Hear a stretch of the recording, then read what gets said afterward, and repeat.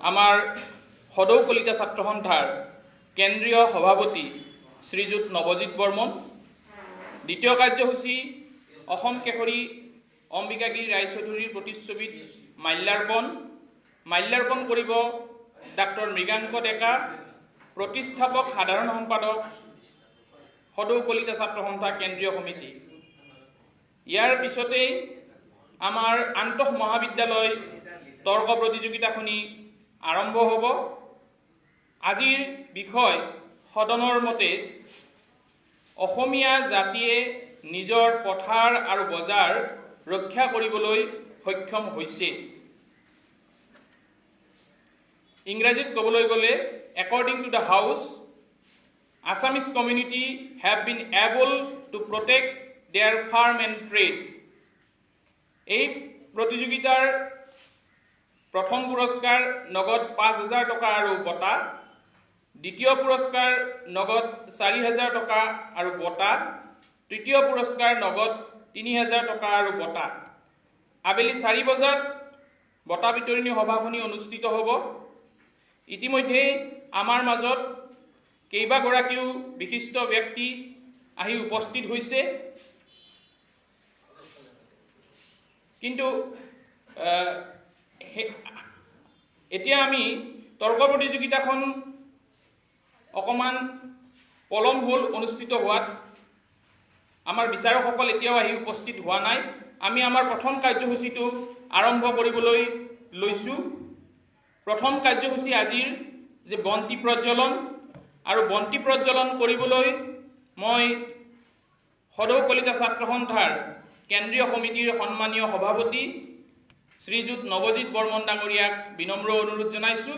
তেখেতক আদৰি আনিবলৈ আমাৰ কামৰূপ মহানগৰ জিলা কলিতা ছাত্ৰ সন্থাৰ সভাপতি মানস প্ৰীতম কলিতা আৰু শ্ৰীযুত ৰঞ্জিত কলিতা দেৱক মই বিনম্ৰ অনুৰোধ জনাইছোঁ।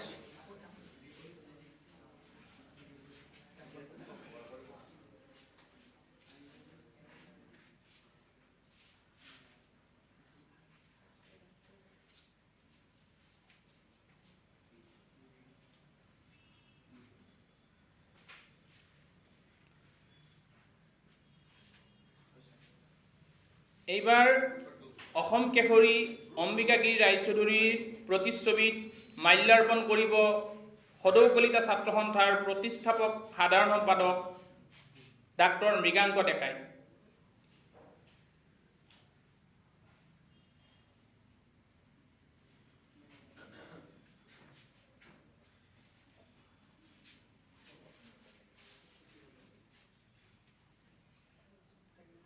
মই উপস্থিত সুধীবৃন্দ আটাইকে অসম কেশৰীৰ প্ৰতিচ্ছবিত শ্ৰদ্ধাৰ্ঘ্য নিবেদন কৰিবলৈ, পুষ্পাঞ্জলি অৰ্পণ কৰিবলৈ বিনম্ৰভাৱে অনুৰোধ জনালোঁ। আমাৰ মাজত উপস্থিত আছে গুৱাহাটী উচ্চ ন্যায়ালয়ৰ বিশিষ্ট অধিবক্তা তথা আমাৰ কলিতা জনগোষ্ঠী সন্মিলনৰ প্ৰাক্তন মুখ্য উপদেষ্টা শ্ৰীযুত সত্যেন্দ্ৰ প্ৰসাদ ডেকাদেৱ। তেখেতক মই স্মৃতি অৰ্ঘ্য নিবেদন কৰিবলৈ বিনম্ৰভাৱে অনুৰোধ জনালোঁ।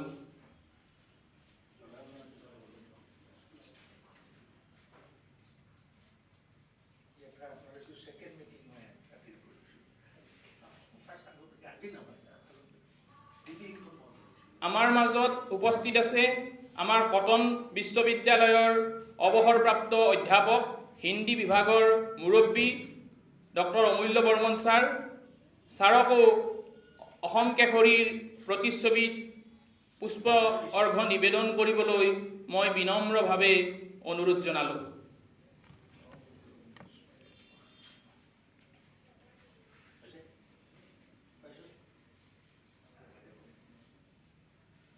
আমাৰ মাজত উপস্থিত আছে প্ৰাগজ্যোতিষ মহাবিদ্যালয়ৰ অৱসৰপ্ৰাপ্ত অধ্যাপক ডক্টৰ জগন্নাথ পাটগিৰি ছাৰকো অসম কেশৰীৰ প্ৰতিচ্ছবিত মাল্যাৰ্পণ বা পুষ্পাঞ্জলি অৰ্পণ কৰিবলৈ মই বিনম্ৰভাৱে অনুৰোধ জনাইছোঁ।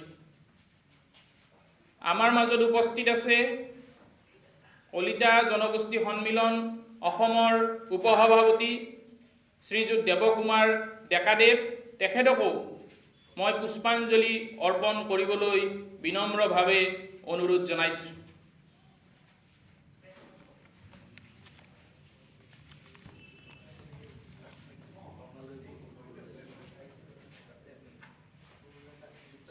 আৰু যিসকল ইচ্ছুক ছাত্ৰ ছাত্ৰী বা উপস্থিত সুধীবৃন্দই পুষ্পাঞ্জলি অৰ্পণ কৰিব বিচাৰে তেখেতসকলে অৰ্পণ কৰিব পাৰিব। মই সকলোকে অনুৰোধ জনাইছোঁ, আজি অসমৰ জাতীয়তাবাদৰ হোতা, অসমীয়া জাতিক জগাই তোলা অসম কেশৰী অম্বিকাগিৰি ৰায়চৌধুৰী, যাৰ জন্ম হৈছিল 1885 চনত, তেখেতৰ আজি এই 141তম জন্মদিন। এই জন্মদিনটোত আপোনালোক যিসকলে তেখেতৰ প্ৰতিচ্ছবিত শ্ৰদ্ধা নিবেদিব বিচাৰিছে এজন এজনকৈ আহি শ্ৰদ্ধা নিবেদন কৰিব পাৰিব। ধন্যবাদ।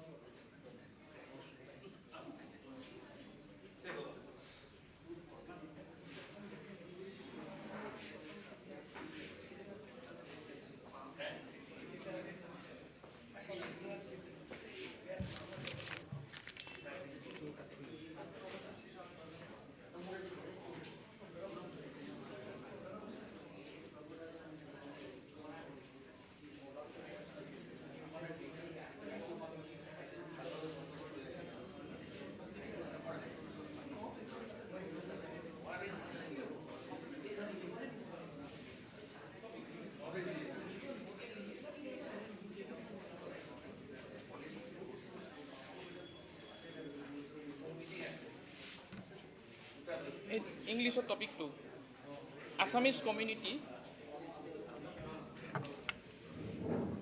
আজিৰ তৰ্ক প্ৰতিযোগিতাৰ বিষয়বস্তু সদনৰ মতে অসমীয়া জাতিয়ে নিজৰ পথাৰ আৰু বজাৰ ৰক্ষা কৰিবলৈ সক্ষম হৈছে।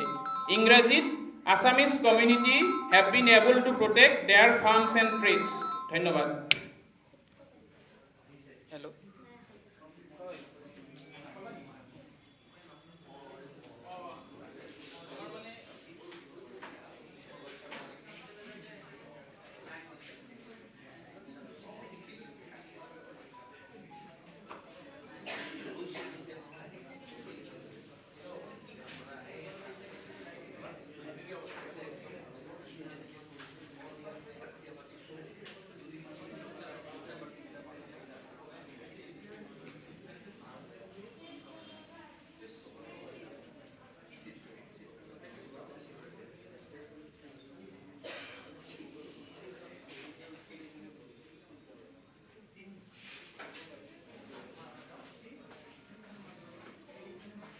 ৰঞ্জিত দা হেল্ল' আহক আহক আহক আহক আহক আজি আমাৰ তৰ্ক প্ৰতিযোগিতাখনি উদ্বোধন কৰিবলৈ আমি আমন্ত্ৰণ কৰি আনিছোঁ আমাৰ কলিতা জনগোষ্ঠী সন্মিলনৰ প্ৰাক্তন মুখ্য উপদেষ্টা তথা গুৱাহাটী উচ্চ ন্যায়ালয়ৰ বিশিষ্ট অধিবক্তা শ্ৰীযুত সত্যেন্দ্ৰ প্ৰসাদ ডেকা ডাঙৰীয়াক তেখেতক আদৰি আনিবলৈ মই কামৰূপ মহানগৰ জিলাৰ সভাপতি মানস প্ৰীতম কলিতাক বিনম্ৰভাৱে অনুৰোধ জনাইছোঁ। তেখেতক মঞ্চলৈ আদৰি আনিবলৈ মই মানস প্ৰীতম কলিতাক আৰু ৰঞ্জিত কলিতাক অনুৰোধ জনাইছোঁ।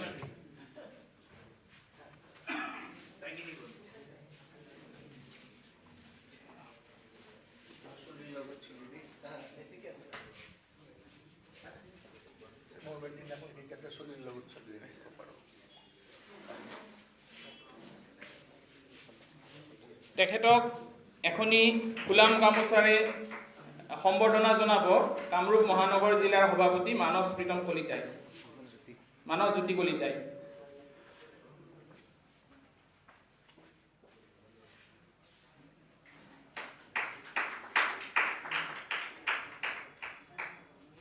মই শ্ৰীযুত ডেকা ছাৰক আজি এই প্ৰতিযোগিতাখনি উদ্বোধন কৰিবলৈ বিনম্ৰভাৱে অনুৰোধ জনালোঁ। ধন্যবাদ।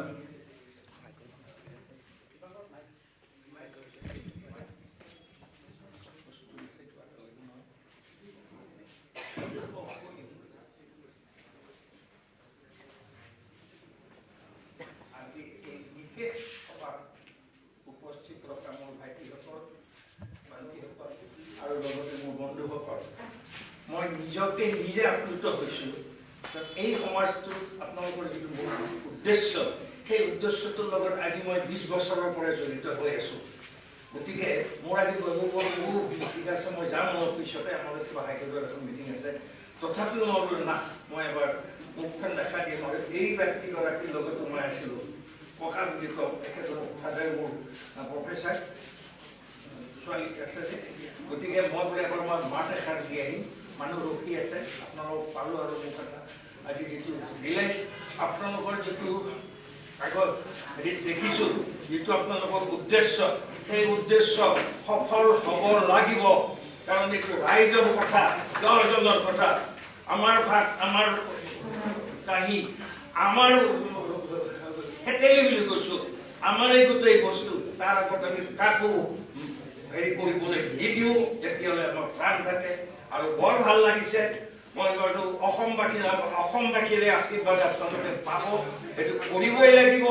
তাৰ বাবে আমি খেলত হ'লেও আমি আপোনালোকৰ লগত সদায় আছোঁ, থাকিম। কাৰণ মোৰ বিষয়ে ধৰাই ক'ব, মই আছোঁ আন্দোলনৰ পৰা, মই আছোঁ আজিও, তেতিয়া যি আছিলোঁ এতিয়াও আছোঁ। আৰু আপোনালোকৰ লগতে 10জন মোৰ অসমীয়া জাতি মাটিৰ কাৰণে মই আপোনালোকৰ লগত মোৰ সহায় হিচাপে সৰু মানুহ হ'লেও মই থাকিম। আৰু আজিৰ এই সভা মোক দিয়াৰ কাৰণে আপোনালোক সম্বৰ্ধন জনাইছোঁ। আৰু আজিৰ এই যিটো আপোনালোকৰ প্ৰগ্ৰেম লৈছে, সেইটো যেন আপোনালোকে জয়ী হ'বই লাগিব। আমি আহিছোঁ, আৰু অসমৰ ৰাইজে কালি পৰহি পেপাৰত পঢ়ি পাব যে হয়, আমাৰো মানুহ আছে। এই কথাটো চিন্তা, তেওঁলোকে যেন এই চিন্তাটো লয়। মই ইয়াকে কৈ মা কামাখ্যা সেৱা কৰি এই সভা মুকলি কৰা।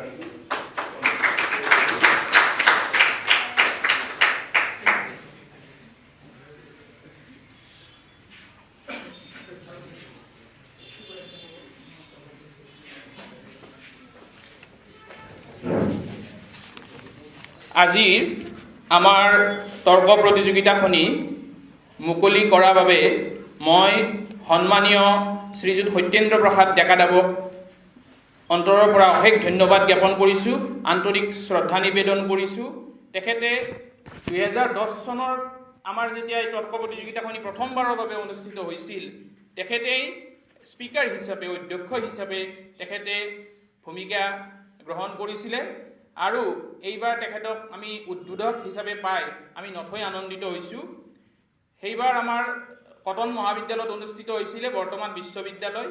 আৰু আজি তেখেতক পুনৰবাৰ আমাৰ মাজত এনেদৰে পাই আমি তেখেতৰ দীৰ্ঘায়ু কামনা কৰিছোঁ আৰু জাতিটোৰ উত্তৰণৰ স্বাৰ্থত তেখেতৰ যি অৱদান সেই অৱদানকো এই চেগতে আমি শলাগিছোঁ আৰু ভৱিষ্যতৰ দিনতো তেখেতে এইদৰে আমাক উৎসাহ আশীৰ্বাদ দি থাকিব বুলি আমি অন্তৰৰ পৰা আশা কৰিছোঁ।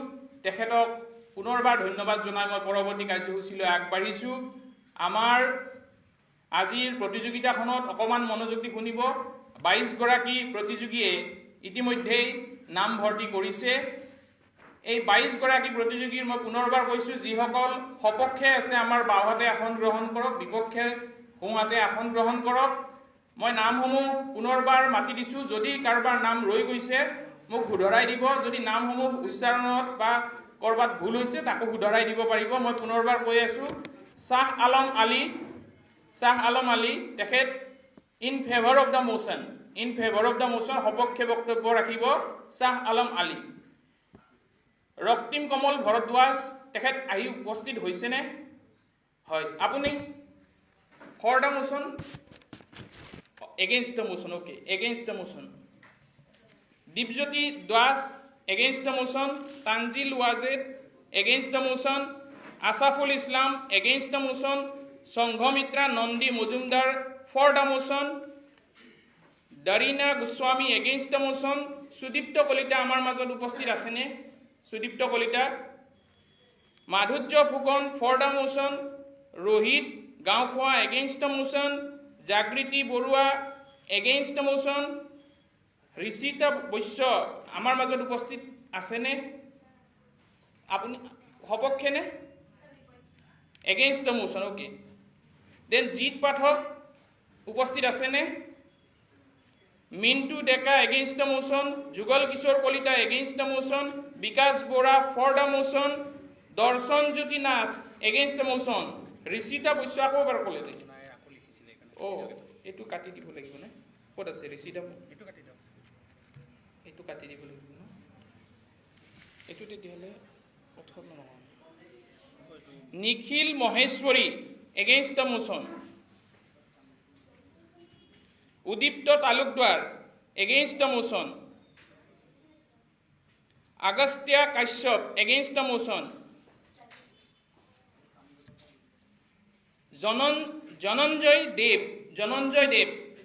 Against the motion, Jananjay Dev against the motion.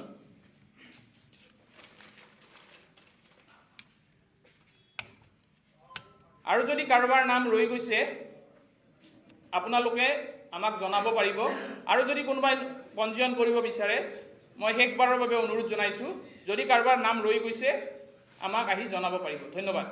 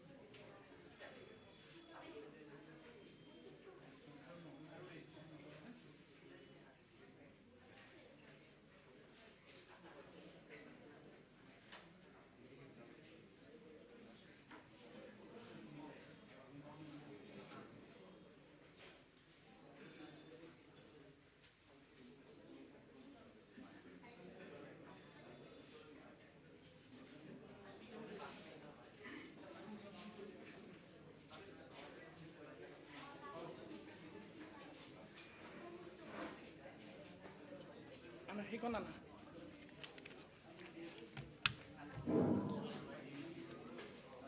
লিখি ল'বা আমাৰ আজিৰ এই আজিৰ এই তৰ্ক প্ৰতিযোগিতাখনিত অধ্যক্ষৰ আসন গ্ৰহণ কৰিবলৈ আমি নিমন্ত্ৰণ কৰি আনিছোঁ আমাৰ প্ৰাগজ্যোতিষ মহাবিদ্যালয়ৰ প্ৰাক্তন অধ্যাপক তথা আমাৰ কলিতা জনগোষ্ঠী সন্মিলনৰ জন্মলগ্নৰে পৰা জড়িত ডক্টৰ জগন্নাথ পাটগিৰি ছাৰক মই মঞ্চলৈ আহি অধ্যক্ষৰ আসন গ্ৰহণ কৰিবলৈ অনুৰোধ জনাইছোঁ। আমাৰ সভাপতি নৱজিৎ বৰ্মন দেৱক তেখেতক মঞ্চলৈ আদৰি আনিবলৈ বিনম্ৰভাৱে অনুৰোধ জনাইছোঁ।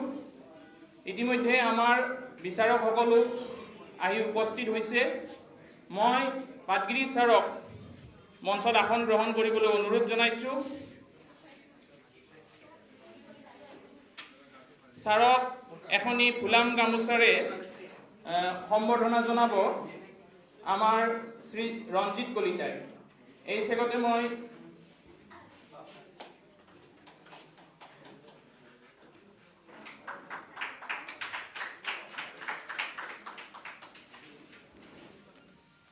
আমাৰ আজিৰ যি তৰ্ক প্ৰতিযোগিতাৰ যিজন মুভাৰ হ'ব, যিজনে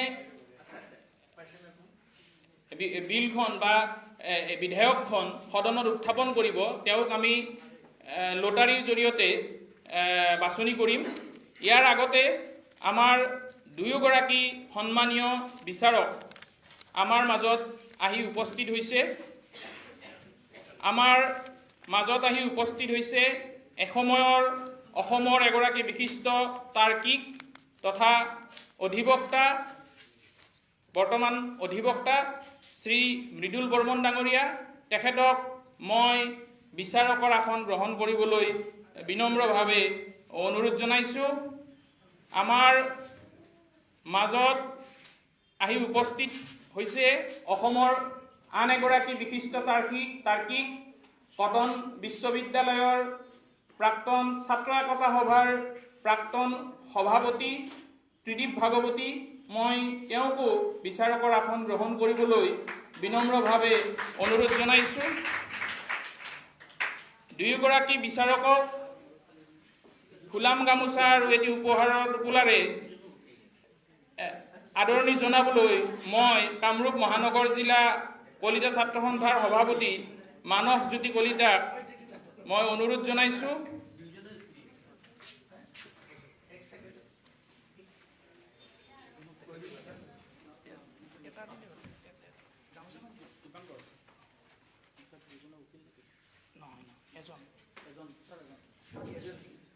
আমাৰ মৃদুল বৰ্মন ডাঙৰীয়া,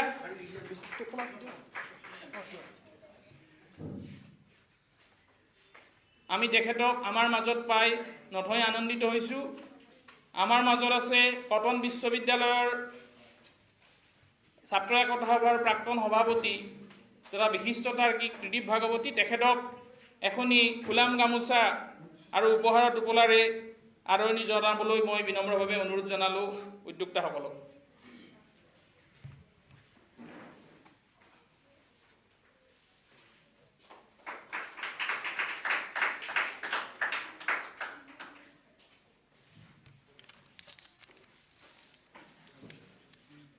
এতিয়া মই আমাৰ সন্মানীয় বিচাৰকসকলক আজিৰ এই তৰ্ক প্ৰতিযোগিতাৰ নিয়মাৱলী সম্পৰ্কে আমাৰ প্ৰতিযোগীসকলক অৱগত কৰিবলৈ বিনম্ৰভাৱে অনুৰোধ জনালোঁ।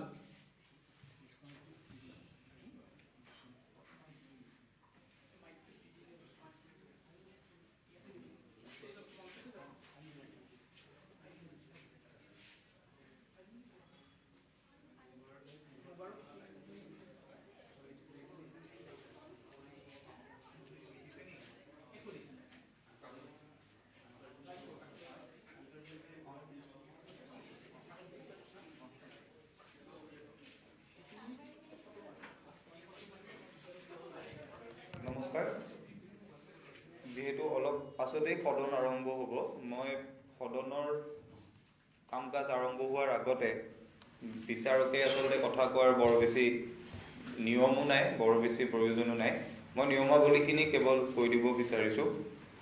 উদ্যোক্তাসকলে, আয়োজকসকলে জনাইছে যে প্ৰত্যেকগৰাকী তাৰ্কিকে সপক্ষৰ বা বিপক্ষৰ প্ৰতিগৰাকী তাৰ্কিকে 5 মিনিটকৈ সময় পাব, আৰু যিগৰাকী সপক্ষৰ দলপতি বা যিগৰাকীয়ে বিধেয়কখন উত্থাপন কৰিব তেওঁ 6 মিনিট সময় পাব, আৰু তৰ্ক প্ৰতিযোগিতাৰ শেষত বুকনি মাৰিবলৈ তেখেতে 1 মিনিট সময় লাভ কৰিব। 2 নম্বৰ কথা, যিটো আটাইতকৈ গুৰুত্বপূৰ্ণ কথা, যিহেতু অসমীয়া আৰু ইংৰাজী দুয়োটা ভাষাতেই তৰ্ক প্ৰতিযোগিতাখন হ'ব, গতিকে অসমীয়া বা ইংৰাজী যিকোনো এটা ভাষাত তাৰ্কিকসকলে তেওঁলোকৰ যুক্তি প্ৰদৰ্শন কৰিব পাৰিব। সদন চলি থকা সময়ত নিজৰ বক্তব্য ৰাখোঁতে অসংসদীয় শব্দ, আনপাৰ্লিয়ামেণ্টাৰী ৱৰ্ড সকলোৱে যাতে পৰিহাৰ কৰে, ব্যৱহাৰ নকৰে, সেইটো তেওঁলোকে উদ্যোক্তাসকলে নিয়মাৱলীত অন্তৰ্ভুক্ত কৰিছে। আৰু যিটো প্ৰত্যেকখন প্ৰতিযোগিতাৰ আটাইতকৈ বেয়া লগা আৰু ভাল লগা, বেয়া লগা বা ভাল লগা যিটো একেবাৰে গল্ডেন ৰুল, যে বিচাৰকসকলৰ সিদ্ধান্তই চূড়ান্ত সিদ্ধান্ত হিচাপে বিবেচিত হ'ব, সেইটো নিয়মাৱলীত আছে। আৰু কোনে কৰিব? জুৰি বিচাৰকসকলক 2টা প্ৰশ্ন কৰাৰ কথাও নিয়মাৱলীত উদ্যোক্তাসকলে অন্তৰ্ভুক্ত কৰিছে প্ৰত্যেকগৰাকী তাৰ্কিকক। সেই 2টা প্ৰশ্ন চাগে যদি প্ৰয়োজন হয় তেতিয়া কৰা হ'ব, তো যদি প্ৰয়োজন হয় তেতিয়া 2টাকৈ প্ৰশ্ন কৰাৰো থল থাকিব। আৰু 3টা পুৰস্কাৰ আছে। বাকী কথাখিনি নিয়মাৱলীত তেওঁলোকে যিখন ঘোষণাপত্ৰ প্ৰচাৰ কৰিছে তাত উল্লেখ আছে। প্ৰত্যেকগৰাকী তাৰ্কিকলৈ শুভেচ্ছা আৰু অভিনন্দন জ্ঞাপন কৰিছোঁ। ধন্যবাদ।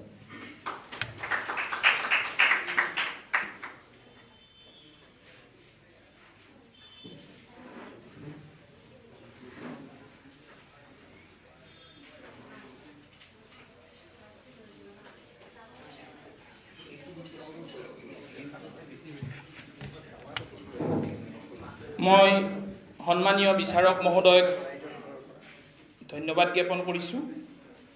আমাৰ সদনৰ অধ্যক্ষ মহোদয়ৰ অনুমতি সাপেক্ষে মই আজিৰ সদনৰ কাৰ্যসূচী আৰম্ভ কৰিব বিচাৰিছোঁ।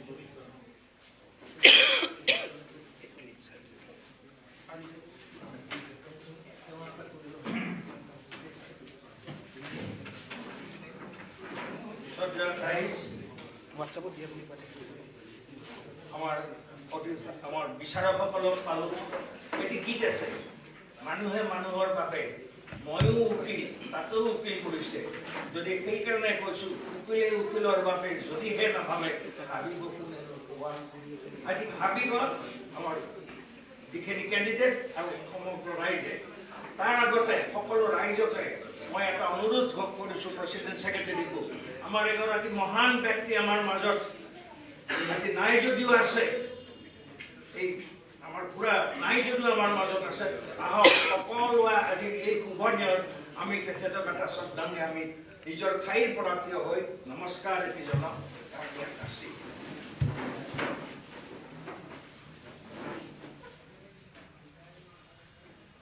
তেখেতৰ বিষয়ে ক'বলৈ গ'লে একেবাৰে দিনটোৱে যাব, গতিকে এতিয়া এইটো হোৱাৰ পিছত দাদাই তেখেতৰ বিষয়ে দুআষাৰ ক'ব। গতিকে এতিয়া অসম কেশৰী অম্বিকাগিৰি ৰায়চৌধুৰীৰ আজি এই জন্ম জয়ন্তীত আমি এই তৰ্ক প্ৰতিযোগিতাখনি আয়োজন কৰিছোঁ। তৰ্ক প্ৰতিযোগিতাখনিৰ সদনৰ কাম কাজ আৰম্ভ কৰাৰ পূৰ্বেই অসম কেশৰীৰ যিটো কালজয়ী গীত আজি বন্দুকী ছন্দেৰে সমাগত বীৰ, এই গীতটি পৰিৱেশন কৰিবলৈ আমাৰ শিল্পী নীলিম হিৰণ্যক মই বিনম্ৰভাৱে অনুৰোধ জনালোঁ। ধন্যবাদ।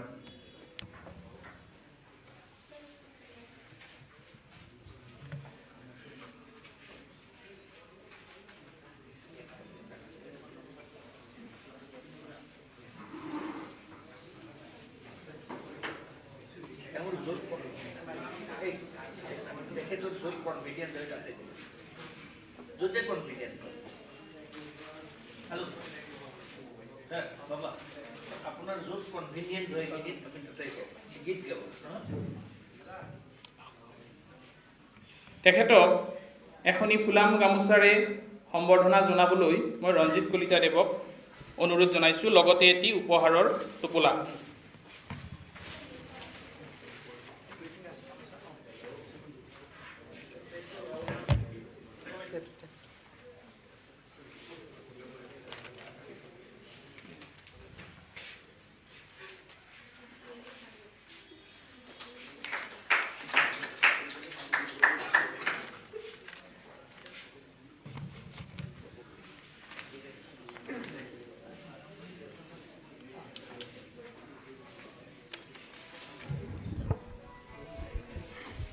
Hello.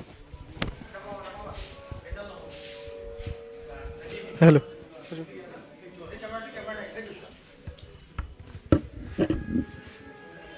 Hello. Hello. Hello. Hello.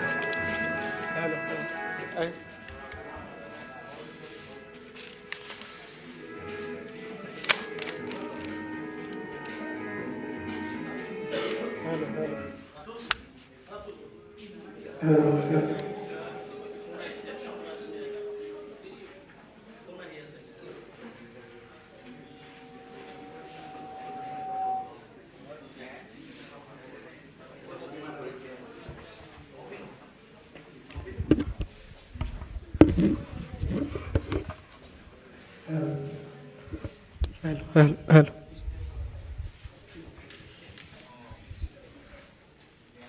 Hello. Dile. Hello.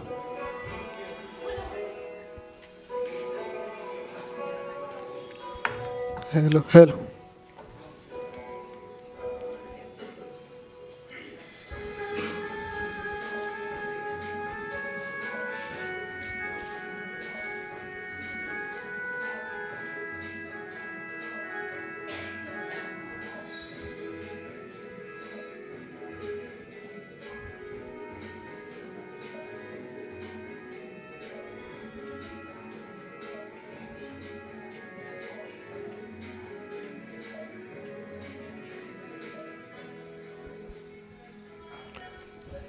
আজি বন্দুকি ছন্দেৰে সমাগত বিৰত নৰ নাৰায়ণ ৰূপ, নৰ নাৰায়ণ ৰূপ।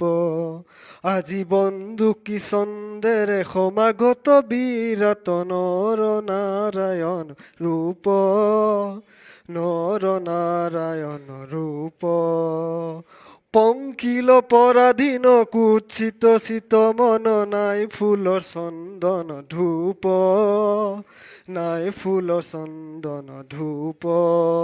আজি বন্দুকি ছন্দেৰে সমাগত বিৰত নৰ নাৰায়ণ ৰূপ, নৰ নাৰায়ণ ৰূপ।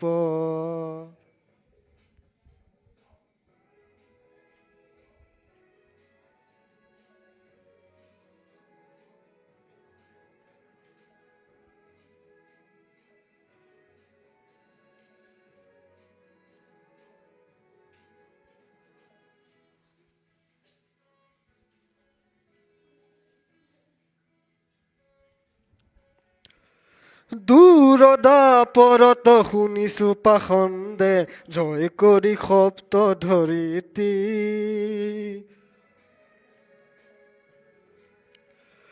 দূৰদা পৰত শুনিছো পাখন্দে, জয় কৰি শব্দ ধৰিতি। যজ্ঞ ৰাজ্য সুতে কৰিলে সমাপন, সম্ৰাট এক সতী, সম্ৰাট এক সতী।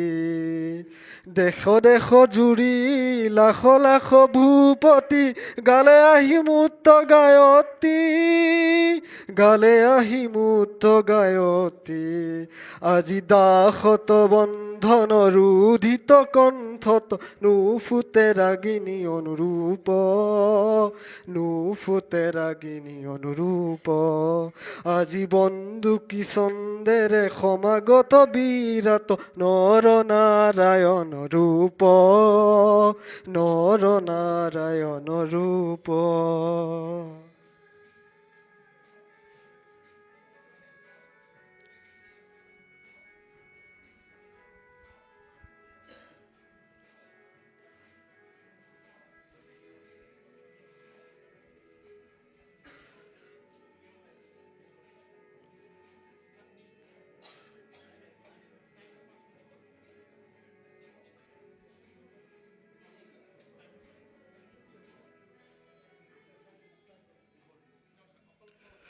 কুৰি শতিকা নাই অঘৰাজ্য সূতে, কুৰি শতিকা নাই ৰূপ, নাই ৰজা নৰপতি বৰ্গ, কুলসতী কলি বুলি পাঞ্চ ধানি ধৰি, লাহে লব ভকতিৰ ঐঘ্য, লাহে লব ভকতিৰ ঐঘ্য। সেই নাৰায়ণে আজি জাগে নৰ ৰূপে, মুহাৰি বাধা উপসৰ্গ, মুহাৰি বাধা উপসৰ্গ। আজি পজা সূত্ৰেৰে হব যজ্ঞ উদযাপন, আলুৰিত লিখন ভুৱ, আলুৰিত লিখন ভুৱ। আজি বন্দুকি ছন্দেৰে সমাগত বিৰাট, নৰনাৰায়ণ ৰূপ, নৰনাৰায়ণ ৰূপ, নৰনাৰায়ণ ৰূপ।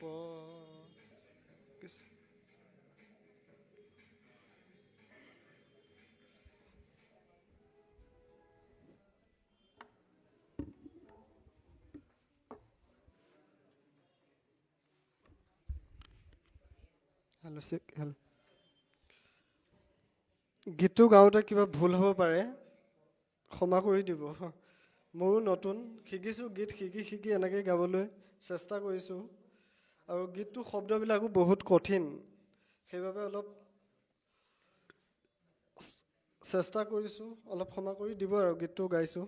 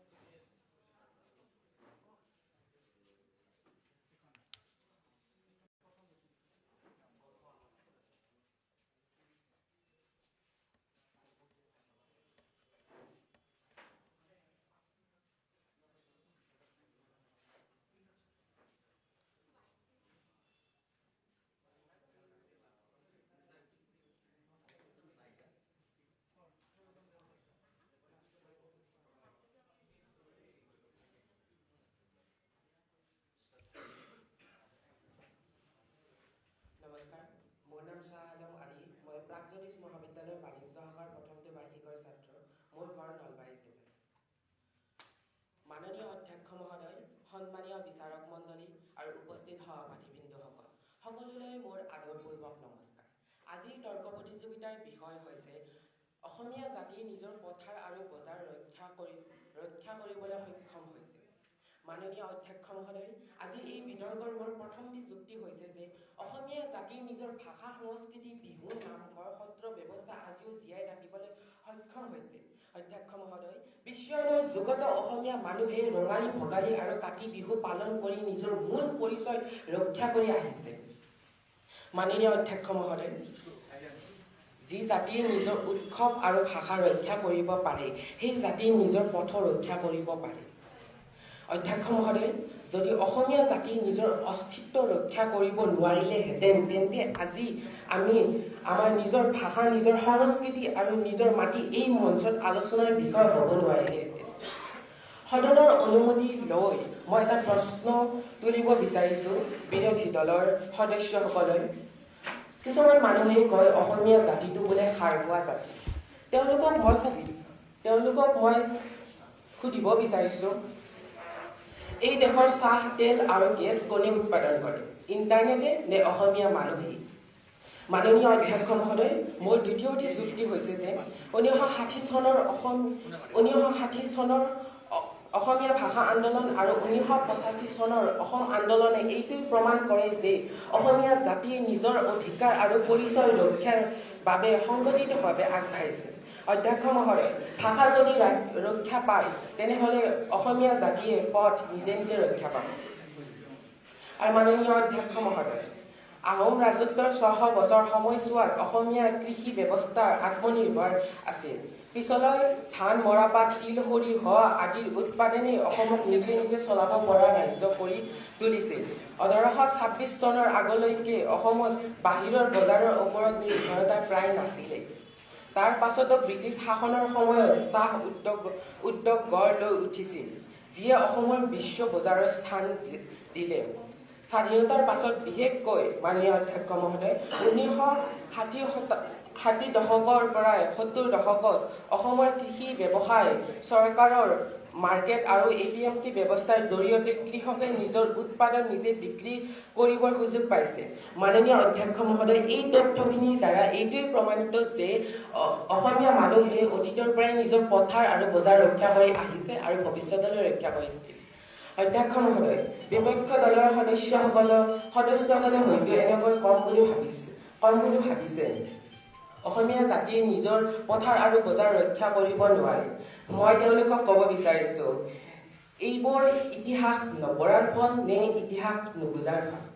মাননীয় অধ্যক্ষ মহোদয়, মোৰ তৃতীয়টি যুক্তি হৈছে যে 600 বছৰ আহোম ৰাজত্ব, মোগলক 17 বাৰ পৰাস্ত কৰা, এইবোৰ কোনো গল্প নহয়, এইবোৰ লিখিত ইতিহাস। আৰু মাননীয় অধ্যক্ষ মহোদয়, চাহ উদ্যোগত আজি অসমৰ ভাৰতৰ প্ৰায় 50% অধিক চাহ উদ্যোগ কৰে। ডিগবৈ 1898 চনত আৰম্ভ হোৱা এছিয়াৰ প্ৰথমটো তেল শোধনাগাৰ আজিও অসমৰ গৌৰৱ। মাননীয় অধ্যক্ষ মহোদয়, হয়তো কিছুমানে ক'ব এনেকৈ তেল, গেছ, চাহ, কৃষি এইবোৰেই দেখুৱাই যে অসমীয়াই কেৱল পথাৰহে জানে। নহয়, অসমীয়াই পথাৰো জানে, অসমীয়াই বজাৰো জানে আৰু অসমীয়াই ব্যৱসায়ো জানে। সেয়ে সদনৰ মতে মই দৃঢ়ভাৱে কওঁ, অসমীয়া জাতিয়ে নিজৰ পথাৰ আৰু বজাৰ দুয়োটাই ৰক্ষা কৰিব পাৰে। মাননীয় অধ্যক্ষ মহোদয়, বিপক্ষ দলৰ সদস্যসকলে ক'ব পাৰে এনেকৈ অসমীয়া জাতিয়ে নিজৰ পথাৰ আৰু বজাৰ ৰক্ষা কৰিব নোৱাৰে। এই কথাটো কোৱাৰ মানুহবোৰে হয়তো কেতিয়াও অসমীয়াৰ বজাৰ দেখাই নাই। কাৰণ যদি অসমীয়া জাতিয়ে বজাৰ ৰক্ষা কৰিব নোৱাৰিলেহেঁতেন, তেন্তে যিসকল অসমীয়া শাক পাচলি, আলু, পিঁয়াজৰ খেতি কৰে, সেইসকল তেওঁলোকে ক'ত বিক্ৰী কৰিলে হয়? যদি অসমীয়াৰ পথাৰ ৰক্ষা কৰিব নোৱাৰিলে হয়, তেন্তে আজি আমাৰ কাঁহীত ভাত ক'ৰ পৰা আহিলে হয়? মোবাইল এপৰ পৰাই নে গুগল প্লে ষ্ট'ৰৰ পৰাই? নিশ্চয় নহয়। এই ভাত আহে অসমীয়াৰ পথাৰৰ পৰাই আৰু অসমীয়াৰ মাটিৰ পৰাই। মাননীয় অধ্যক্ষ মহোদয়, মোৰ শেষৰটি যুক্তি হৈছে যে 2000 চনৰ পৰাই Assam agriculture marketing board FPO অৰ্থাৎ ফাৰ্মাৰ প্ৰডাকশ্যন অৰ্গেনাইজেশ্যন অৰ্থাৎ সমবায় বজাৰৰ জৰিয়তে কৃষকৰ বজাৰ অধিক সংগঠিত হৈছে। এই সকলো তথ্যই প্ৰমাণ কৰে যে অসমীয়া জাতিয়ে কেৱল ভাষা বা সংস্কৃতিয়ে নহয়, নিজৰ পথাৰ আৰু বজাৰৰ ওপৰতো সদায় নিজৰ অধিকাৰ বজাই ৰাখিছে। শেষত এয়াই ক'ম যে অসমীয়া জাতিক খাৰ খোৱা বুলি হাঁহিব পাৰি, কিন্তু সেই খাৰেই দেশক জীয়াই ৰাখিছে। আমাৰ পথাৰ আমাৰ গৌৰৱ, আমাৰ বজাৰ আমাৰ শক্তি, আৰু অসমীয়া জাতি নিজৰ পথ নিজে নিৰ্ধাৰণ কৰিব পাৰে। ধন্যবাদ। ধন্যবাদ। ইয়াত এটাই কথা কওঁ বন্ধুসকল, আপোনালোকে এই অধ্যক্ষ মহোদয়ৰ শব্দটো কমকৈ ক'ব, কাৰণ মই দেখিলোঁ এটা 6 মিনিট সময় অকল অধ্যক্ষ মহোদয় গুচি যোৱা যেন হয়। এইখিনিয়ে কৈছোঁ, কিন্তু বৰ ভাল হৈছে, আৰু বাকীখিনিলৈ আৰু ভাল হ'ব, এইটো মই একেবাৰে নিশ্চিত। হৈছে আমি এটা কথা জনাব খুজিছিলোঁ যে আমাৰ কৰদা মোচন 4জন আহিছে আৰু এগেইনষ্ট মোচন 20জন। গতিকে এজন যোৱাৰ পিছত আমি 5জন চিলেক্ট কৰিব লাগিব। যিবিলাক আহিছে তেনেকৈ আমি দি মাতিম। গতিকে এগেইনষ্ট মোচনত 5জনে ক'ব লাগিব 5 মিনিটকৈ, আৰু সেইমতে মই চিৰিয়েলি মাতিম। এগেইনষ্ট মোচন প্ৰথম ৰক্তিম কমল ভৰদ্বাজ।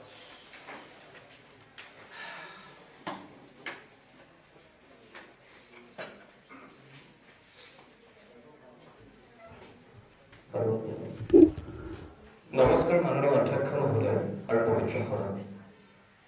মাননীয় অধ্যক্ষ মহোদয়, চৰকাৰী পক্ষৰ দলপতিগৰাকীক মই এই কথা জনাই দিবলৈ বিচাৰিম যে যি ৰঙালী বিহু ৰক্ষা কৰাৰ কথা তেখেতে কৈছে, সেই ৰঙালী বিহুৰ প্ৰথম দিনাই যিডাল পথাৰে গৰু বছৰটোলৈ উপহাৰ হিচাপে দিয়া হয়, সেই গৰুৰ পথাৰত কিন্তু 12টা মাহত 13টা খেতি কৰা এটা বিশেষ সম্প্ৰদায়ে প্ৰস্তুত কৰি ওলোৱা মৰাপাটৰ পৰা প্ৰস্তুত কৰা হয়। মাননীয় অধ্যক্ষ মহোদয়, এই বানবাতি বুলিও ক'ব নোৱাৰি, প্লাষ্টিকৰ খাল বা বাতিটোত সজাই দিয়া এই জলপানৰ মিশ্ৰণটো যেতিয়া মিহলি হৈ থাকে অন্য ৰাজ্যৰ পৰা আমদানি কৰি অনা চিৰা, অন্য ৰাজ্যৰ পৰা আমদানি কৰি অনা গৰু, তেতিয়া মাননীয় অধ্যক্ষ মহোদয় আমি বাৰু কিদৰে ক'ব পাৰোঁ যে অসমীয়াই নিজৰ পথাৰ আৰু বজাৰ ৰক্ষা কৰিবলৈ সক্ষম হৈছে।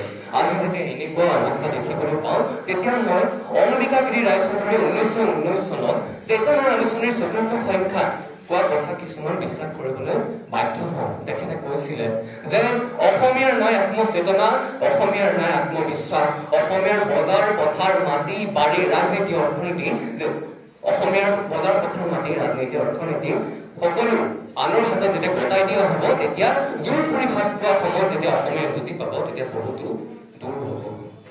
সেয়েহে মাননীয় অধ্যক্ষ মহোদয়,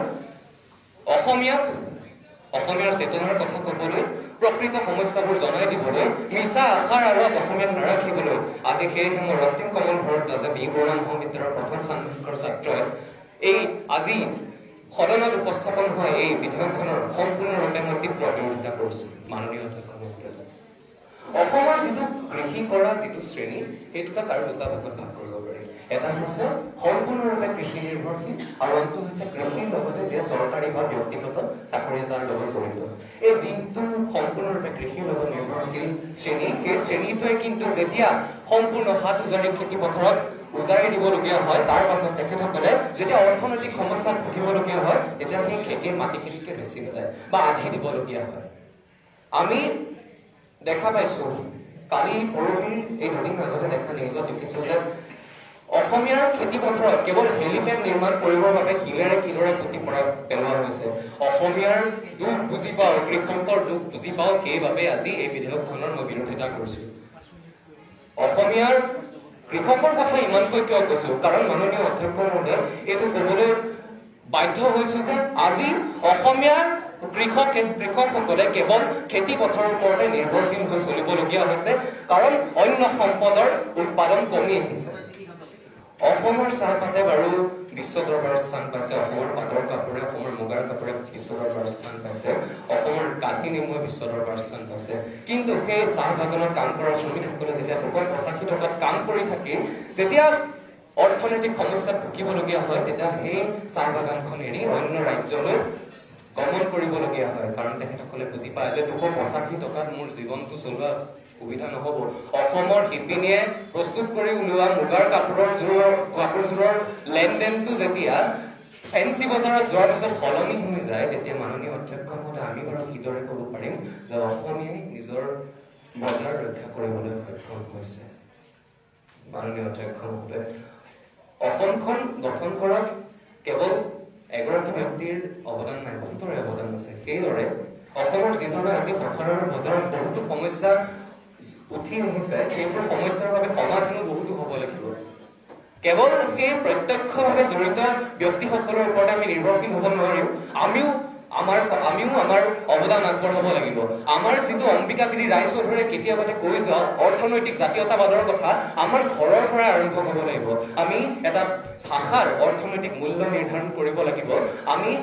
কাৰণ সেই ভাষাটোৰেহে আমি চেতনা জগাই তুলিব পাৰিম, জাতীয়তাবাদ জগাই তুলিব পাৰিম। তেতিয়াহে মাননীয় অধ্যক্ষ মহোদয় এটা জাতিৰ অৰ্থনৈতিক সমস্যাবোৰ সমাধান হ'ব। সেয়েহে মাননীয় অধ্যক্ষ মহোদয়, শেষত জ্যোতিপ্ৰসাদে কোৱা এটি গীতৰ শাৰীৰে শেষ কৰিবলৈ বিচাৰে। তেখেতে কৈছিলে যে আমাৰ চকুৰে পানী দি জীয়ালো মানিকী মধুৰী ধান, এই মানিকী মধুৰী ধান হৈ আমাৰ যুৱ প্ৰজন্মটো উঠি আহক। তেখেতসকলে সমস্যাবোৰৰ কথা, প্ৰকৃত সমস্যাবোৰৰ কথা মাজত, তেতিয়াহে মাননীয় অধ্যক্ষ মহোদয় এই সমস্যাবোৰ সমাধান হ'ব। নহ'লে অম্বিকাগিৰি ৰায়চৌধুৰীয়ে সহজ সৰল অসমীয়া ভাষাত কৈ যোৱা সেই কথাষাৰ আকৌ আমি আকৌ এবাৰ ক'ব লাগিব যে অসমখন বচোৱাৰ আৰু উপায় নাই, অসমখন গেল। ধন্যবাদ মাননীয় অধ্যক্ষ মহোদয়, ধন্যবাদ সৰল।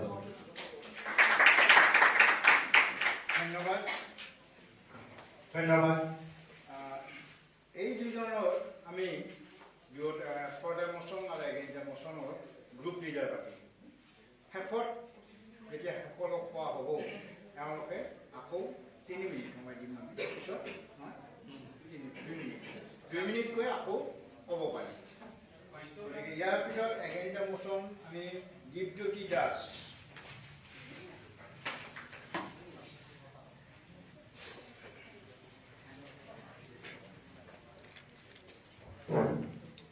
নমস্কাৰ সন্মানীয় অধ্যক্ষ মহোদয় আৰু মহামান্য সদন। সন্মানীয় অধ্যক্ষ মহোদয়, আজি চৰকাৰী পক্ষৰ দলপতিগৰাকীয়ে সদনৰ মজিয়াত কৈ থৈ গ'ল যে অসমীয়া জাতিটোৱে যি পথাৰ আৰু বজাৰ সেয়া ৰক্ষা কৰিবলৈ সক্ষম হৈছে।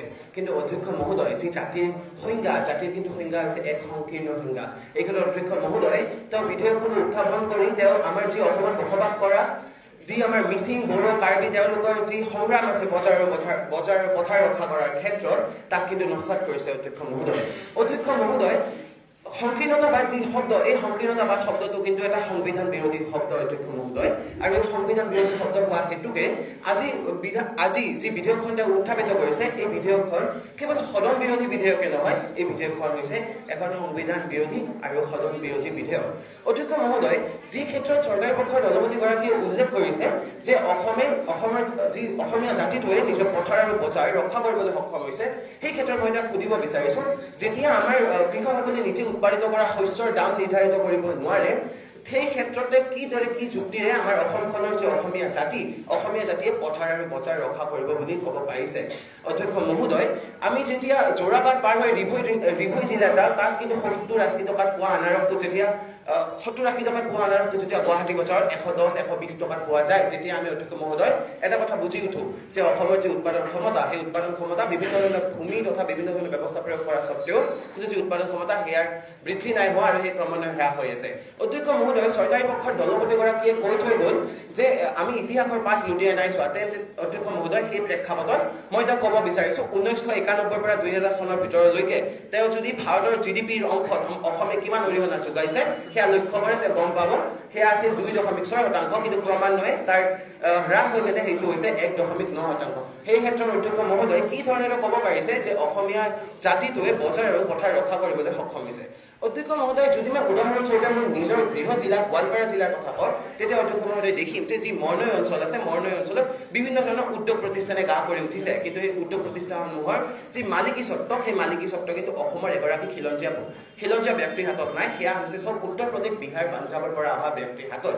আৰু তাৰোপৰি সেই উদ্যোগ প্ৰতিষ্ঠানসমূহ বনোৱাৰ ক্ষেত্ৰত তেওঁলোকে যি বনাঞ্চল ধ্বংস কৰিছে, বনাঞ্চল ধ্বংসৰ ফলত কিন্তু তাৰ পৰা ওলাই অহা হাতী তথা বিভিন্ন জন্তুবোৰে যেতিয়া আমাৰ কৃষকৰ শস্য ক্ষতি কৰিছে, সেইকাৰণে কিন্তু হাতী মানুহৰ সংখ্যাটো বৃদ্ধি পাইছে। আৰু হাতী মানুহৰ সংখ্যা বৃদ্ধি পোৱাটো কিন্তু বজাৰ আৰু পথাৰ যি ৰক্ষা ব্যৱস্থা, তাত কিন্তু এটা বিভিন্ন ধৰণৰ গুৰুত্ব প্ৰদান এটা অফল অৰ্থাৎ বিমূৰতাৰ সৃষ্টি কৰিছে অধ্যক্ষ মহোদয়। অধ্যক্ষ মহোদয়, তাৰ লগতে মই জনাব বিচাৰিছোঁ যে আমাৰ মিডিয়া হাউচ অৰ্থাৎ আমাৰ সংবাদ মাধ্যমসমূহ, আমাৰ অসমত 8টা নে 9টা মূলসুঁতি সংবাদ মাধ্যম আছে, কিন্তু তাৰ মাত্ৰ 1 বা 2টা সংবাদ মাধ্যমৰে কিন্তু মালিকী স্বত্ব আছে আমাৰ খিলঞ্জীয়া মানুহৰ হাতত। সেইকাৰণে অধ্যক্ষ মহোদয়, আমি দেখিছোঁ যেতিয়া আমাৰ প্ৰাণৰ শিল্পী জুবিন গাৰ্গৰ মৃত্যু হৈছিল, তাত কিন্তু সাঙুৰ খাইছিল এগৰাকী অনা অসমীয়া ব্যক্তিৰ নাম সংবাদ মাধ্যমৰ ক্ষেত্ৰত। অধ্যক্ষ মহোদয়, তাৰোপৰি মই জনাব বিচাৰিছোঁ যে শীতল গৃহৰ প্ৰভাৱ, শীতল গৃহ চৰকাৰে দিছিলে শস্যসমূহৰ সংৰক্ষণৰ ক্ষেত্ৰত, কিন্তু সেই শীতল গৃহৰ যদি চাওঁ আমি বৰপেটা জিলাত কিন্তু কেৱল মাত্ৰ এটা শীতল গৃহ আছে, যাৰ ফলত যি শস্যৰ যি সংৰক্ষণ ব্যৱস্থা, সেই শস্যৰ সংৰক্ষণ ব্যৱস্থাৰ ক্ষেত্ৰত কিন্তু বিভিন্ন ধৰণৰ বাধা আহি পৰিছে। অধ্যক্ষ মহোদয়, মই ক'ব বিচাৰিছোঁ অসমৰ যি সমাজ ব্যৱস্থা বা অসমৰ যি কৃষি ব্যৱস্থাৰ ক্ষেত্ৰত কিন্তু জমিনদাৰ আৰু মালিকী স্বত্ব আৰু কৃষকৰ যি পোৱাৰ মুনাফা, তাৰ মাজত যদি এটা ভাল বা বৃহৎ ৰূপ ধাৰণ কৰিছে, সেই ধাৰণ কৰিছে কিন্তু জমিদাৰসকলে। কাৰণ কৃষকসকলে বিভিন্ন ধৰণৰ তেওঁলোকৰ যি সা সুবিধা বা সকলো ধৰণৰ সুবিধা তেওঁলোকে উপভোগ নাই কৰা। অধ্যক্ষ মহোদয়, অসম আন্দোলনৰ সময়ত যি নুমলীগড় তেল শোধনাগাৰ স্থাপন কৰা হৈছিল, তাত যদি আমি ভালদৰে লক্ষ্য কৰোঁ, আমি দেখি পাম তাত কিন্তু যি কৰ্মৰত থকা মানুহবোৰৰ বিশেষকৈ বেছিভাগ মানুহ হৈছে অনা অসমীয়া মানুহ। সেই ক্ষেত্ৰত অধ্যক্ষ মহোদয় ক'ব বিচাৰিছোঁ যে এই ক্ষেত্ৰত যদি অসমীয়া মানুহে তাত যোগদানে কৰিব নাপায়, আমি কি ধৰণে ক'ব পাৰোঁ যে অসমীয়া জাতিটোৱে নিজৰ পথাৰ আৰু বজাৰ ৰক্ষা কৰিবলৈ সক্ষম হৈছে। অধ্যক্ষ মহোদয়, মই ক'ব বিচাৰিছোঁ আমি যদি বুৰঞ্জী পাত লুটিয়াই চাওঁ, দলপতিগৰাকীয়ে কোৱা নিচিনাকৈ যে আমি দেখা পাম যে কৃষকসকলে নিজৰ বোজা তেওঁলোকৰ ঋণৰ বোজা তেওঁলোকে সহিব নোৱাৰি ভাৰতত বিগত বছৰকেইটাত 5283 গৰাকী কৃষকে কিন্তু আত্মহত্যা কৰে পথ হাতত ল'ব লগা হৈছে। অধ্যক্ষ মহোদয়, এয়া হৈছে কাৰণ তেওঁলোকে নিজৰ যিখন সুবিধা আছে, তেওঁলোকে যি ব্যৱস্থাপনাসমূহ পাবলগীয়া আছিলে, সেই ব্যৱস্থাপনাসমূহ কিন্তু তেওঁলোকে নাই পোৱা। শেষত অধ্যক্ষ মহোদয়, মই ক'ব বিচাৰিছোঁ আমাৰ সুধাকণ্ঠ ভূপেন হাজৰিকা কৈ গৈছিলে অসম দেশৰ দৰে নেপাওঁ ইমান ৰসাল মাটি। তাৰোপৰি ইংৰাজসকলেও কিন্তু লৰ্ড কাৰ্জনে কৈছিল যে অসমৰ মাটি ইমান সাৰুৱা যে অসমৰ মাটিত এটা লাখুটি দলিয়াই দিলেও ইয়াত কিন্তু গছ হৈ যাব। কিন্তু বৰ্তমানৰ পৰিপ্ৰেক্ষিতত সেই লাখুটি দলৰ পৰা গছ হোৱা কিন্তু আমাৰ পৰিলক্ষিত হৈছে যদিও তাৰ পৰা যি মুনাফাৰ স্বৰূপ, সেই কিন্তু আমি ভালদৰে লক্ষ্য কৰিব নাই পৰা। শেষত অধ্যক্ষ মহোদয়, মই ক'ব বিচাৰিছোঁ যে আমাৰ জনপ্ৰিয় কণ্ঠশিল্পী দিক্ষুৰ ভাষাৰে আহয়া ওলায়া হাতত নাঙললৈ খেতি কৰিবলৈ, সেই ক্ষেত্ৰত যদি আমাৰ সকলো অসমবাসী হাতে হাত ধৰি আগুৱাই আহে, তেতিয়াই হয়তো কোনো ক্ষেত্ৰত আমি আমাৰ বজাৰ আৰু পথাৰ ৰক্ষা কৰিবলৈ সক্ষম হ'ম। ধন্যবাদ অধ্যক্ষ মহোদয়, ধন্যবাদ মহোদয়। ধন্যবাদ। ইয়াৰ পিছত প্ৰতিযোগী against the motion Tanzil Wajed.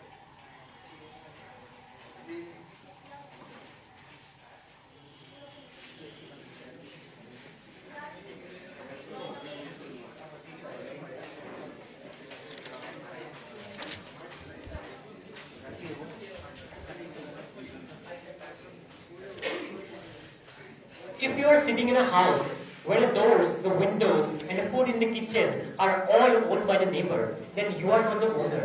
You are just the guest who has not been asked to live yet.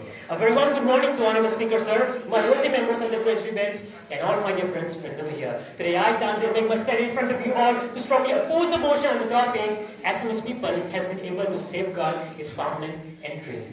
Respected members of the House, my worthy members of the Treasury bench so proudly say that we have been able to safeguard our farmland and trade that I have to check my GPS twice if I were in the wrong state. My dear friends, we live in one of the most fertile valleys on this planet. Yet, every morning, the fish, the eggs, and even the onions on the Assamese dining table come in trucks from Andhra Pradesh and Bihar.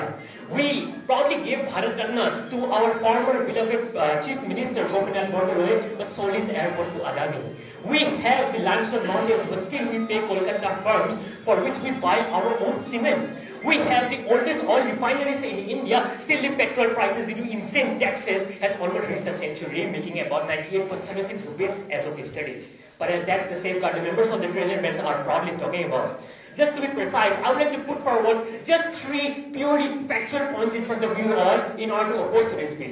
First and foremost is the crisis in agricultural productivity. Honorable Speaker, sir, Assam's agricultural productivity for several crops like rice has been historically lower than the all India average. For instance, in 1990, the all India average rice yield was 1700 kg per hectare, whereas only for Assam it went as low as 1300 kg per hectare. Now, if I talk about irrigation, only 20.7% of the net crop area get irrigated, making the agriculture heavily dependent on the direct rainfall. Now, let's talk about economic contribution. The share of agriculture in state domestic product (SDP) has drastically declined from 60% in 1950s to just 25% in 2021. If that's the safeguarded members of the Treasury Bench are talking about, then I really feel very sorry for them. Secondly, we have the decline of farmland. According to the Northeastern Council, NEC, the area of agricultural land has significantly declined from 28 lakh hectares in 2010 to just 26 lakh hectares in 2023. And it's a well-known fact that Assam loses more land due to river erosion than any other Indian states.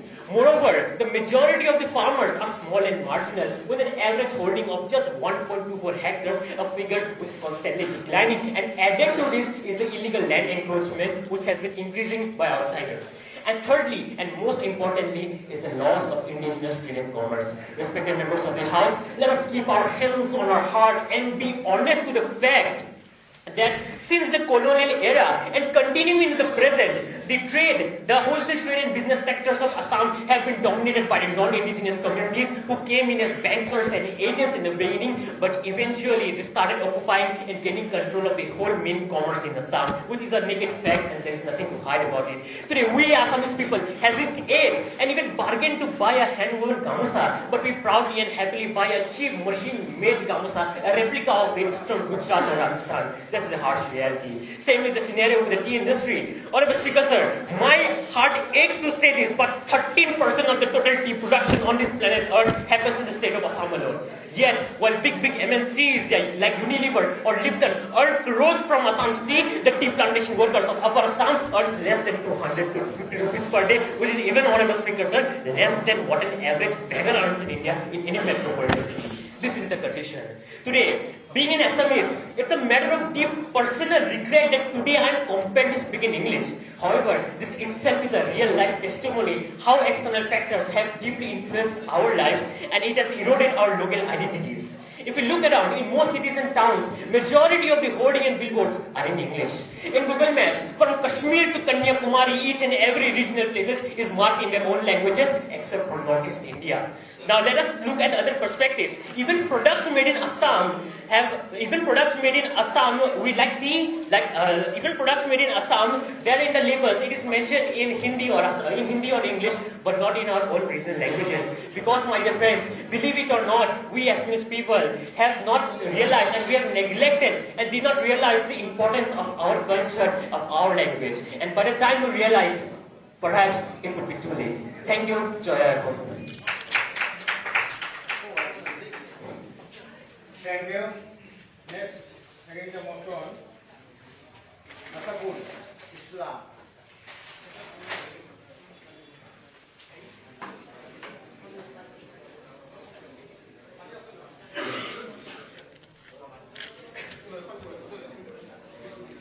যেতিয়াই কোনো জাতিয়ে নিজৰ কথাৰ বাৰে বাৰে বচাব লাগে তেতিয়াই বুজি উঠা উচিত যে সন্মানীয় বুজি উঠা উচিত অসমীয়াৰ কথাৰ এতিয়াও সুৰক্ষিত হোৱা নাই।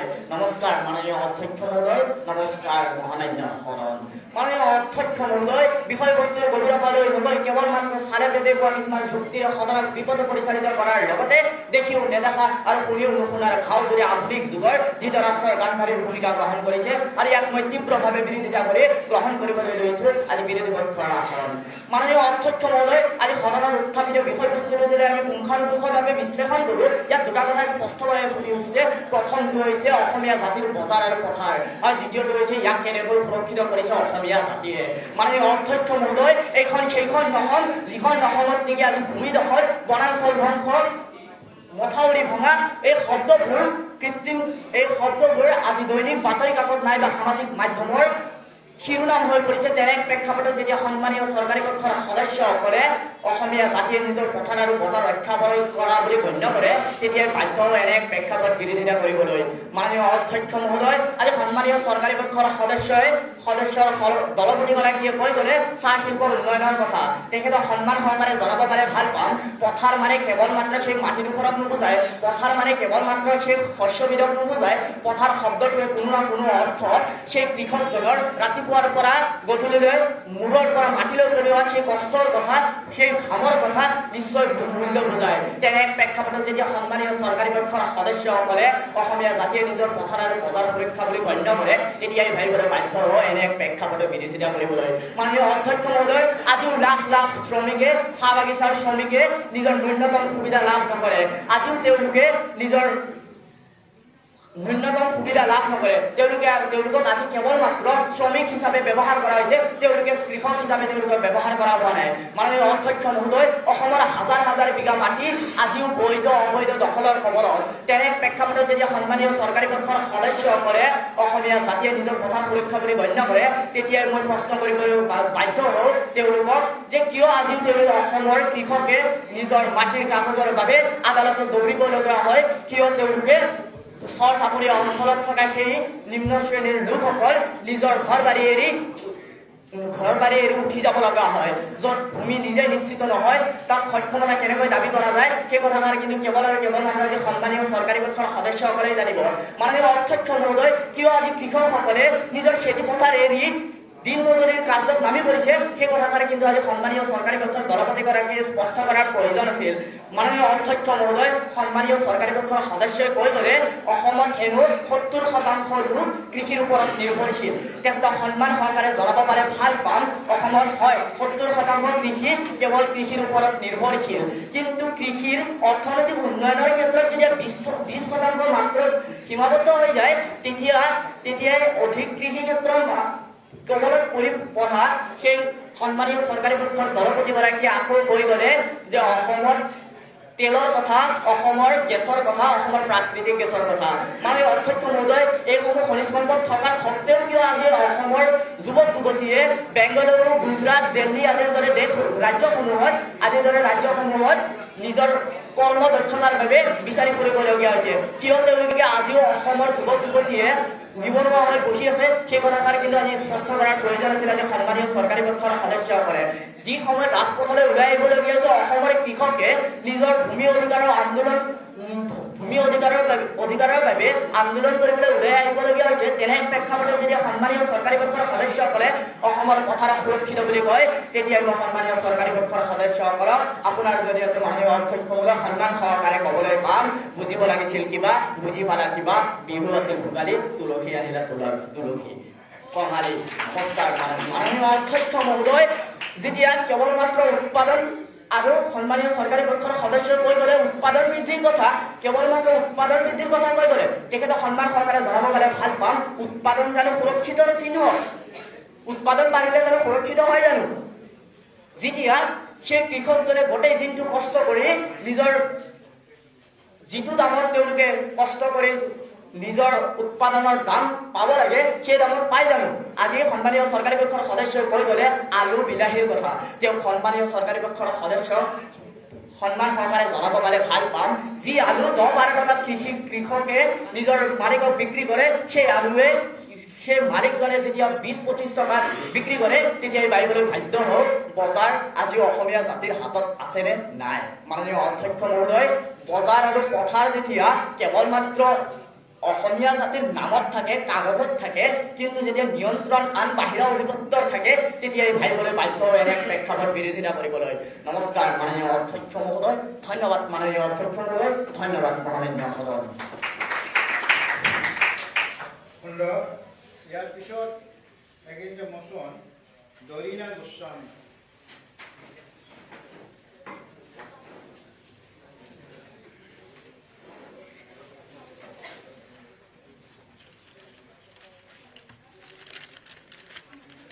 নমস্কাৰ মাননীয় অধ্যক্ষ মহোদয়, নমস্কাৰ পবিত্ৰ সদন। বৰ্তমান সময়ত অসম চৰকাৰে প্ৰদান কৰা বিভিন্ন আঁচনিৰ বাবে আমাৰ এই জাতিটো যে উদ্যমহীন হৈ পৰিছে তাত আৰু কোনো সন্দেহ নাই।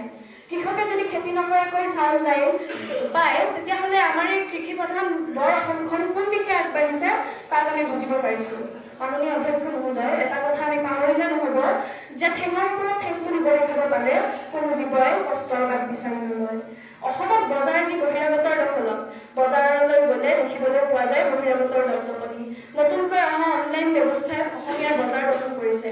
মাননীয় অধ্যক্ষ মহোদয়, চৰকাৰী পক্ষৰ দলপতিগৰাকীয়ে ভালদৰে পঢ়ি চালে দেখিব যে অনলাইন কোম্পানীবোৰৰ প্ৰায়ভাগেই বহিৰাগত। আমাৰ চাহ বাগানবোৰো আজি বহিৰাগতৰ হ'ল। ক্ষুদ্ৰ চাহ খেতিয়কে কৰা চাহপাত বিদেশী কোম্পানীক বেচা, আকৌ তেওঁলোকৰ পৰাই আমাৰ উৎপাদনত, তেওঁলোকৰ পৰাই অসমীয়াই ধন দি কিনি চাহ খায়। আমাৰেই উৎপাদনত বাহিৰা কোম্পানীৰ অধিকাৰ। কি অসহ্যকৰ।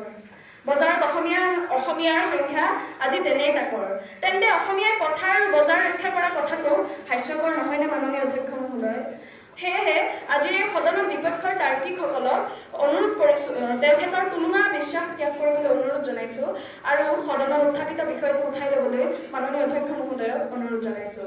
অসমীয়াৰ আৱেগ, অসমৰ গামোচাই যি সময়ত বিশ্ব দৰবাৰত স্থান পাইছে, সেই একে সময়তে আমি দেখিবলৈ পাইছোঁ অসমীয়া শিপিনীৰ দুৰৱস্থা। অসমীয়া শিপিনীয়ে দিনৰ দিনটো কষ্ট কৰি মূৰৰ ঘাম মাটিত পেলাই কষ্ট কৰি বৈ ওলোৱা গামোচাখন এচাম লোকে যদি বহিৰা মানুহৰ পৰা নিকিনি অসমীয়া মানুহৰ পৰা কিনিলে হয়, তেতিয়াহ'লে আজি অসমৰ বজাৰ ৰক্ষাৰ ক্ষেত্ৰত আমি আহ্বান দেখা নগ'ল হয়। মাননীয় অধ্যক্ষ মহোদয়, গামোচাত যদি বহিৰা মেচিনৰ সংস্পৰ্শ থাকে তেনেহ'লে তাত আৰু কেনেকৈ আৱেগ জড়িত হৈ থাকিব? যি জাতিয়ে খেতি কৰিবলৈ লাজ কৰে অথচ 5 ষ্টাৰ হোটেলত ভাত খোৱাৰ সপোন দেখে, তেনে জাতিক কোনো ডক্টৰ ইঞ্জিনিয়াৰে বচাব নোৱাৰে। মাননীয় অধ্যক্ষ মহোদয়, জন্মদাত্ৰী পিতৃ মাতৃক ঘৰত এৰি থৈ বাহিৰলৈ গৈ সামান্য চিকিউৰিটি গাৰ্ডৰ চাকৰি কৰাতকৈ অসমতে থাকি নিজৰ মাটিত খেতি কৰিবলৈ যদি কাৰোবাৰ লাজ লাগে, তেনেহ'লে অসমীয়াৰ বজাৰ আৰু অসমীয়াৰ পথাৰ ৰক্ষাৰ কথা আমি দূৰৰ পৰাই নমস্কাৰ জনোৱা উচিত।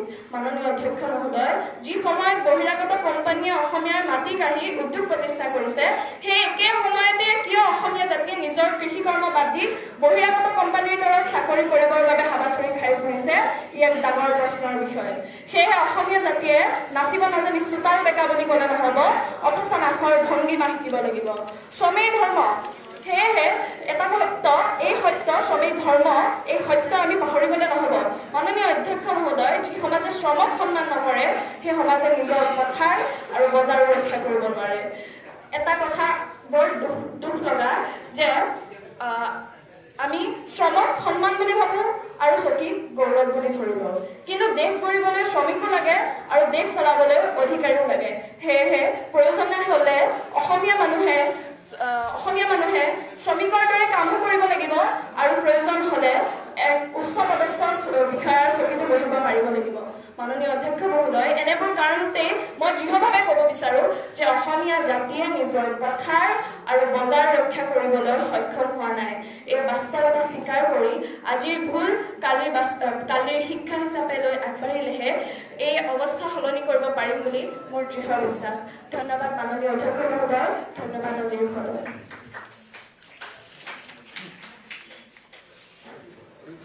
ধন্যবাদ। আমি এই যে মুছলমান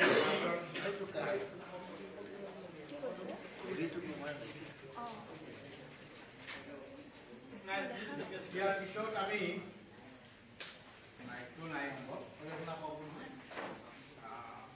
আমাৰ সংঘমিত্ৰা পৰ্দামোচনৰ ক'ব সংঘমিত্ৰা নন্দী মজুমদাৰ। মই এটা লক্ষ্য কৰিছোঁ কিছুমান প্ৰতিযোগীয়ে বাহিৰলৈকে লৈ বাহিৰলৈকে লৈ আছে, এনে আহি একেবাৰে যাব নালাগে, বাহিৰতে যাব পাৰিব, কিন্তু বিশেষ ঘোষণা কৰি যোৱাটো আপোনাৰ অনুমতি লৈ যাব লাগিব।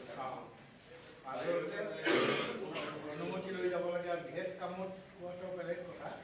মই এটা দেখাত বেয়া দেখি হ'ব। ধন্যবাদ। Sanghamitra Nandi Majumdar.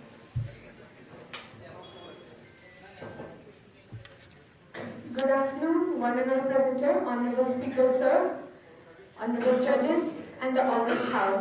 I, Samhamitra Nandi Majumdar, a student of first semester from the Arya Vidyapith College Autonomous, stand here in the support of the motion Assamese nation has been able to protect their farms and trees.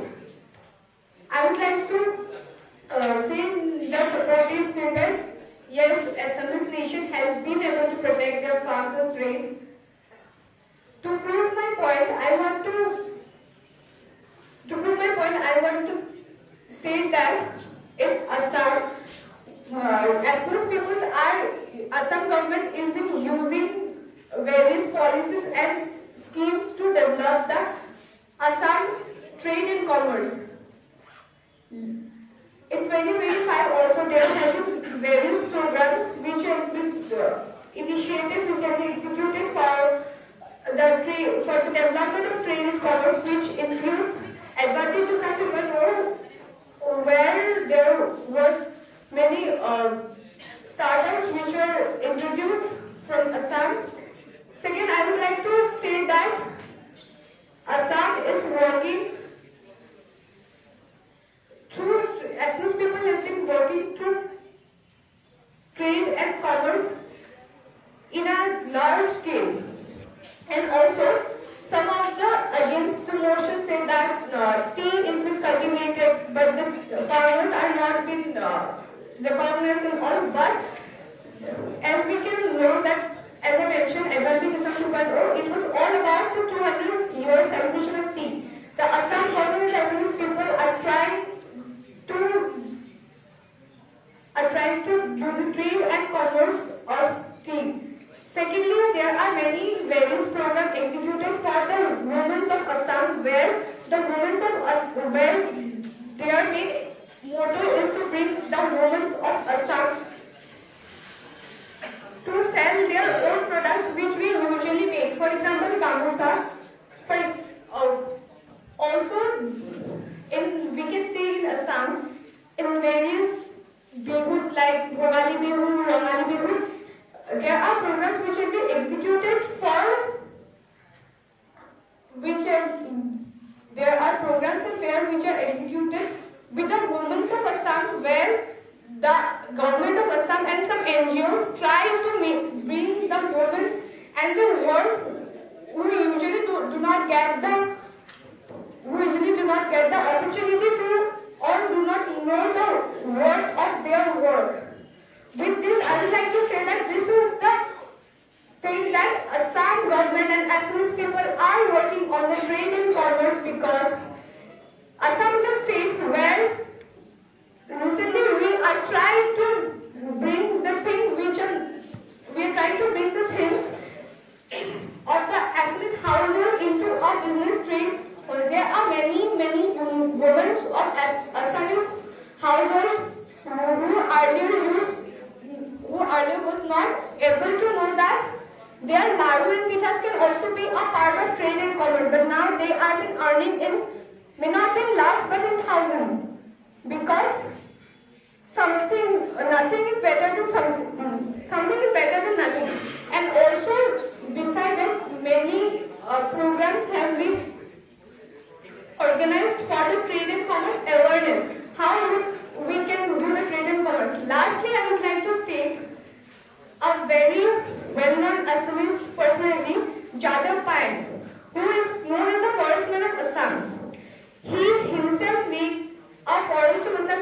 Maybe he is not a professional entrepreneur, but he helped various parts of Assamese farmers to plant trees and how to make trees without chemical production. He helped them to grow trees with natural harmony. This is the real example of Assamese taking the lead of